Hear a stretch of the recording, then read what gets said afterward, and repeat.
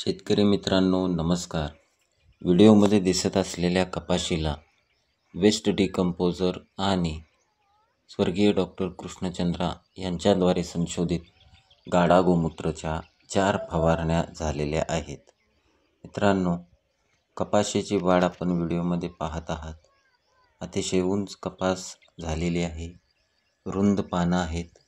हिरवीगार कपास असून या कपाशीला बोंड लागायला प्रचंड प्रमाणात सुरुवात झाली असून कोणत्याही प्रकारे बोंड कुजत नाही आणि बोंड गळत नाही.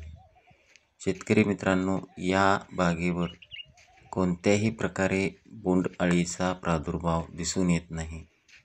तरी माझी सर्व शेतकरी मित्रांना ही नम्र विनंती आहे की त्यांनीही आपल्या पराठी कापसावर स्वर्गीय डॉक्टर कृष्णचंद्रा साहेब यांच्याद्वारे संशोधित सर्व औषधे जसे वॅम, ट्रायकोडर्मा, इकोफंगी, कवच, NPK, गाढा गोमूत्र आणि वेस्ट डिकम्पोजर या औषधांचा वापर करावा.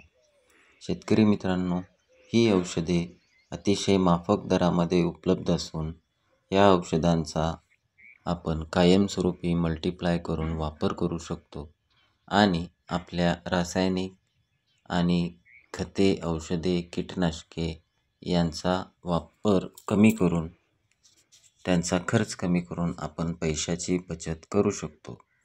तरी माझी सर्व कापूस उत्पादक शेतकरी बांधवांना ही नम्र विनंती आहे की त्यांनीही आपल्या शेतीमध्ये कपाशी व इतर पिकांसाठी स्वर्गीय डॉक्टर कृष्णचंद्रा साहेब यांच्या सर्व औषधांचा वापर करावा.